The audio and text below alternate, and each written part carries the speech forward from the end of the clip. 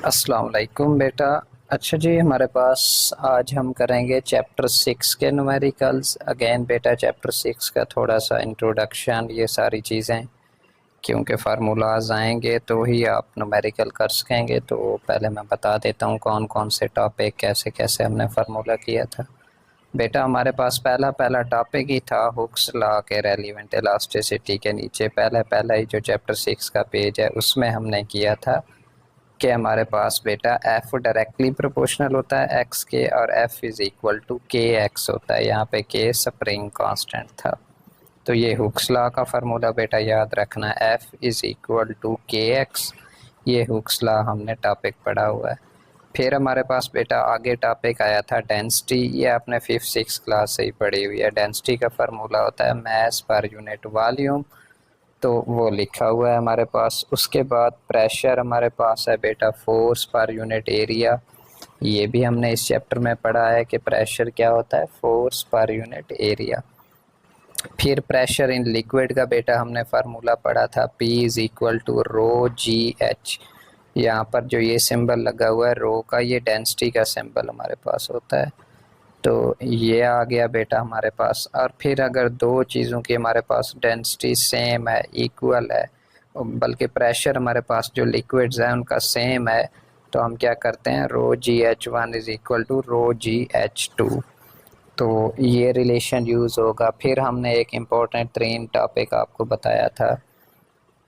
Pascal law में हमने बेटा पढ़ा था हाइड्रोलिक प्रेस। उसमें ये फाइनल हमारा आंसर आया था, जो ग्रेटर फोर्स जनरेट होती है स्मॉलर फोर्स अप्लाई करके, तो वो होती है F2 is equal to a over a greater area over smaller area multiplied by F1। तो ये सारे फार्मूले बेटा यूज़ होंगे। अब हम आ जाते हैं न्यूमेरिकल्स की तरफ। आसान है, कोई मुश्किल नहीं है। पहला न्यूमेरिकल देखें यूनिट 6 का बेटा, कहता है स्प्रिंग इज स्ट्रेच्ड 20 मिलीमीटर। तो किसी चीज़ को स्ट्रेच करना तो उसमें बिगाड़ पैदा करना।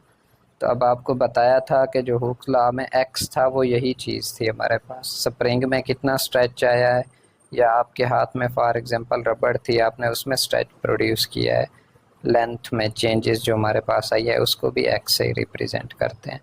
तो एक्स बेटा कितना है, 20 मिलीमीटर। अब आपकी मर्जी है, आपने पढ़े हुए हैं ये प्रीफिक्सेस वाला टेबल। मिली होता है 10⁻³ के बेटा।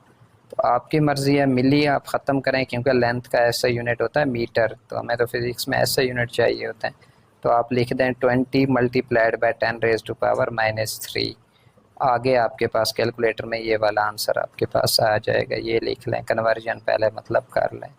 Bye a load of 40 newton. अब न्यूटन किसका यूनिट होता है, फोर्स का। इसका मतलब बेटा फोर्स कितनी है, 40 न्यूटन है। कहता है calculate the value of spring constant. तो स्प्रिंग कांस्टेंट क्या होता है, के। पहले हमने बेटा वो फाइंड आउट करना है, k is equal to find out करना है। तो पहले मैं ये फाइंड आउट करके देता हूँ। हमने फार्मूला पढ़ा हुआ है अभी, जो आपको फार्मूलाज की लिस्ट में पहला पहला फार्मूला बताया था, एफ इज इक्वल टू के एक्स। यहाँ से के निकालूं तो बेटा एफ ओवर एक्स आ जाएगा, ये एक्स उधर जाके डिवाइड हो जाएगा। तो यही काम इसने किया है, k is equal to f over x. अब मुझे बताएं, आपको एफ भी गिवन है, एक्स भी आपको गिवन है, तो दोनों की जस्ट वैल्यूज़ पुट करें और आपके पास देखें ये आंसर आ गया, 2000 न्यूटन पर मीटर। अब ये स्प्रिंग कांस्टेंट का यूनिट होता है, यूनिट आपको पता है, लाजमी लिखना होता है। अब हम पढ़ते हैं बेटा बी पार्ट। कहता है if an object cause an extension of 16 millimetre. अब एक्सटेंशन तब्दील हो गई हमारे पास, मतलब लेंथ तब्दील हो गई, जो बिगाड़ उस चीज़ में आया है, स्ट्रेच आया है, वो कितना है, 16 millimetre. What will be its wait, उसका वेट कितना होगा। तो अब बेटा आपको पता है हमारे पास बात तो स्प्रिंग की हो रही है, ऊपर भी सारा तो फार्मूला तो हुक्स लॉ ही आना है। Again k is equal to f over x, बेटा यही फार्मूला लगेगा। और आपने पढ़ा हुआ है वेट हमारे पास एक फोर्स होती है, तो हमने इसमें वेट ही फाइंड आउट करना था। What will be its weight मतलब फोर्स ही फाइंड आउट करनी थी, एक ही बात है। डब्ल्यू इज इक्वल टू एफ बेटा, तो इस फार्मूले से अगर मैं वेट निकालना चाहूँ तो ये एक्स उधर आके मल्टीप्लाई नहीं हो जाएगा, एफ इज इक्वल टू के एक्स नहीं बन जाता है। तो एफ की जगह पे आप अब डब्ल्यू से रिप्रेजेंट करें तो ज़्यादा बेटर है, क्योंकि उसने वेट का वर्ड यूज़ किया है। तो बेटा के अभी हमने फाइंड आउट किया है ये वाली, इसकी वैल्यू पुट करें, एक्स हमें गिवन था। अच्छा, एक्स की आपको अगेन कन्वर्जन करनी पड़ेगी, ये हमें गिवन था, देखें 16 मिलीमीटर, तो मिली की जगह पे क्या आएगा 10⁻⁻3। तो आगे मीटर तो यूनिट होता है लेंथ का, तो 16 मल्टीप्लाइड बाय 10⁻⁻3 कैलकुलेटर में ये आपके पास आंसर आएगा। तो इधर हमने बेटा के की वैल्यू पुट की है, एक्स की वैल्यू पुट की है और मल्टीप्लाई करा दिया है, तो वेट आपके पास आ गया है 32 न्यूटन। तो इस तरीके से हमारे पास बेटा पहला न्यूमेरिकल एंड हुआ। अब हम आ जाते हैं अपने दूसरे न्यूमेरिकल की तरफ। इसमें कहता है द मैस ऑफ 5 लीटर। तो लीटर क्या होती है किसी भी चीज़ का हमारे पास, mass of 5 litre of milk is 4.5 kilogram. तो मैस बेटा हमारे पास है 4.5 किलोग्राम। अब कोई भी चीज़ लीटर में हमारे पास है तो उसका वॉल्यूम गिवन है, वॉल्यूम 5 लीटर है। लेकिन एक बात याद रखें कि वॉल्यूम का एसआई यूनिट हमारे पास क्या होता है, मीटर क्यूब। फिजिक्स में मीटर क्यूब ये आपने पढ़े हुए हैं डिराइव्ड यूनिट में, वहाँ से भी याद ना हो, मैथ में भी आपने पढ़ा हुआ है बेटा। वॉल्यूम किस चीज़ के इक्वल होता है, length multiplied by width multiplied by height. तो लेंथ विड्थ हाइट इनका यूनिट तीनों का होता है मीटर मीटर मीटर, तो बन जाएगा मीटर क्यूब। तो हमें तो बेटा क्वांटिटी गिवन है लीटर में और हमें चाहिए एसआई यूनिट में, जो कि क्या है मीटर क्यूब। उसके लिए अब आपको ये रिलेशन याद रखना पड़ेगा कि 1 लीटर इक्वल होता है 0.001 मीटर क्यूब। तो 5 लीटर कितना बनेगा, उससे मल्टीप्लाई करा देंगे ना, 1 लीटर जितने के इक्वल होता है, तो उससे देखें मल्टीप्लाई कराया, ये मीटर क्यूब में आपके पास आंसर आ गया। मैस आपको बेटा गिवन है 4.5 किलोग्राम। फाइंड इट्स डेंसिटी, तो आपने डेंसिटी फाइंड आउट करनी है। अगेन देखें फार्मूलाज में आपको बताया था, दूसरा formula density is equal to mass पर यूनिट वॉल्यूम। तो देखें मैस भी आपके पास है, वॉल्यूम भी आपके पास है, फिर मसला ही क्या है, बस सिर्फ कैलकुलेटर यूज़ करना है और आपके पास बेटा डेंसिटी आ जाएगी। अब मैस का यूनिट किलोग्राम होता है, वॉल्यूम का भी देखा है मीटर क्यूब है, तो किलोग्राम पर मीटर क्यूब, क्योंकि वॉल्यूम नीचे है हमारे पास। तो ये आपकी बेटा डेंसिटी आ गई है। उसके बाद आ जाए जी तीसरे न्यूमेरिकल पर। बेटा हमारे पास कहता है when a solid of mass 60 ग्राम। अब मैस हमें बेटा सॉलिड का कितना गिवन है, 60 ग्राम। तो 60 ग्राम, अब आपको पता है मैस हमारे पास एक्चुअल जो होना चाहिए वो किस में होना चाहिए, मीटर किलोग्राम में होना चाहिए। तो अच्छा है आप किलोग्राम में कन्वर्जन कर लें, लेकिन शायद आपकी बुक में जो है ना वो आंसर हमारे पास उसने उस लिहाज से कन्वर्ट नहीं किया होगा, नहीं किलोग्राम में ही आंसर है, तो आप इधर से ही बेटा इसको कन्वर्ट कर लें तो बेटर है।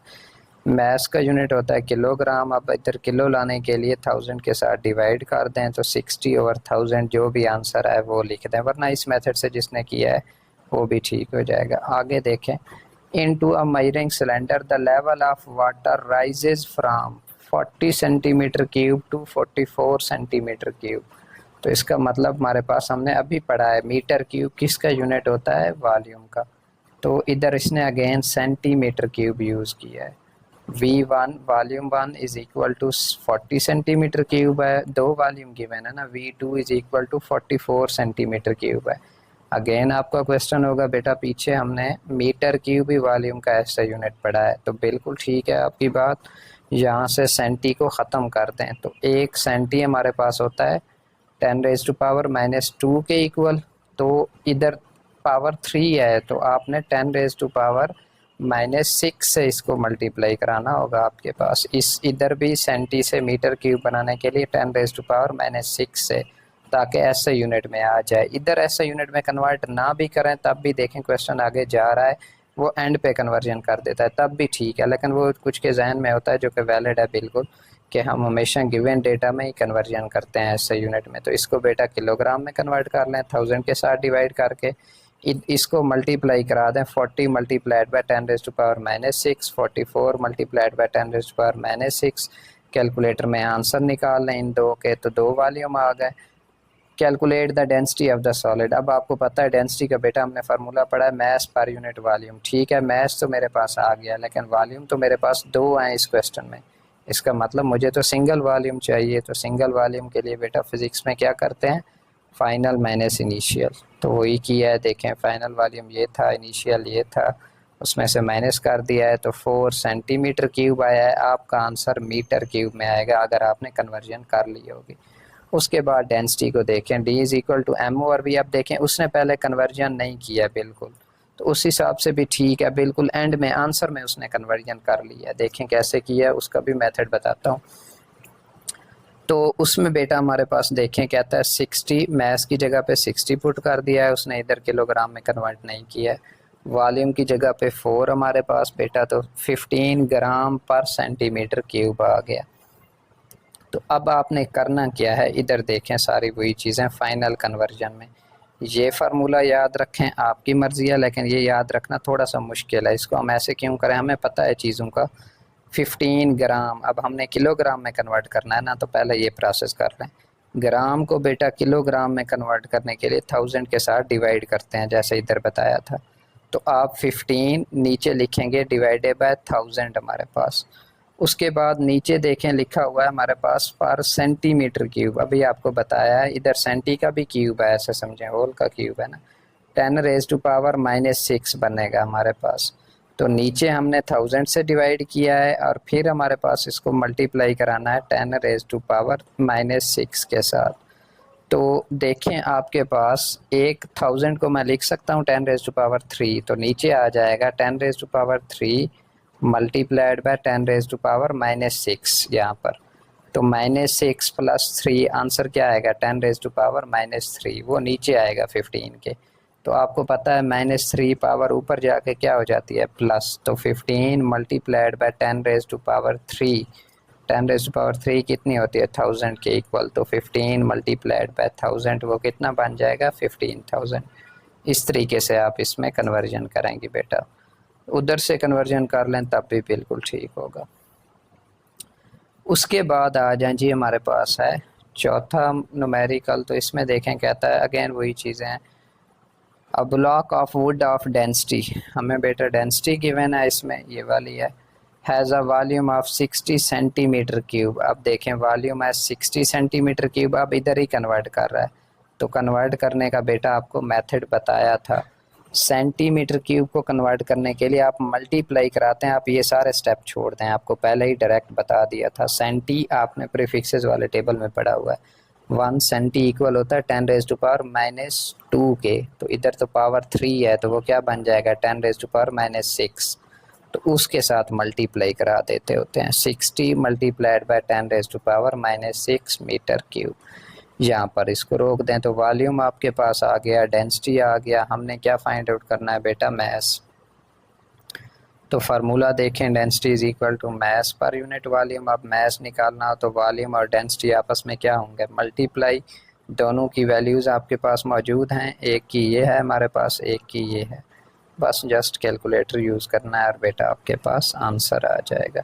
इतने तक भी आंसर बिल्कुल ठीक है, लिख दें, कोई मसला नहीं है। आगे भी लिखें, कोई इशू नहीं है।